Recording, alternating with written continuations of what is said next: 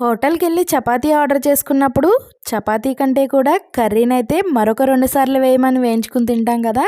అంత బావుంటుంది కదా టేస్ట్. మరి ఆ కర్రీని ఇంట్లోనే ఈజీగా ఎలా ప్రిపేర్ చేసుకోవాలో ఈ వీడియోలో చూపిస్తాను. ఒక గిన్నెలోకి వేడి నీళ్ళు తీసుకుని, దాంట్లోకి ఒక కప్పు మిల్ మేకర్‌ని వేసుకుని పక్కన పెట్టుకోవాలి. ఈ లోపు అవైతే డబల్ సైజ్ అవుతాయి. గ్రేవీ కోసం మిక్సీ జార్‌లోకి 2 మీడియం సైజ్ ఉల్లిపాయలని, ఒక మీడియం సైజ్ టమాటాని ముక్కలుగా వేసుకుని ఫైన్ పేస్ట్‌లా అయితే చేసుకోవాలి. స్టవ్ మీద కడాయిని పెట్టుకుని 2 టేబుల్ స్పూన్ల నూనె వేసుకుని, అరించు దాల్చిన చెక్కని, 3 లవంగాలను వేసుకుని, ముందుగా పేస్ట్ చేసి పెట్టుకున్న మిశ్రమాన్ని వేసుకుని, పావు స్పూన్ పసుపు, 1 స్పూన్ అల్లం వెల్లుల్లి పేస్టు, అర స్పూన్ ఉప్పు, 3 పచ్చిమిరపకాయలని కట్ చేసి వేసుకుని ఒకసారి కలుపుకుని మూత పెట్టేసుకుని మీడియం ఫ్లేమ్లో మగ్గించుకోవాలి.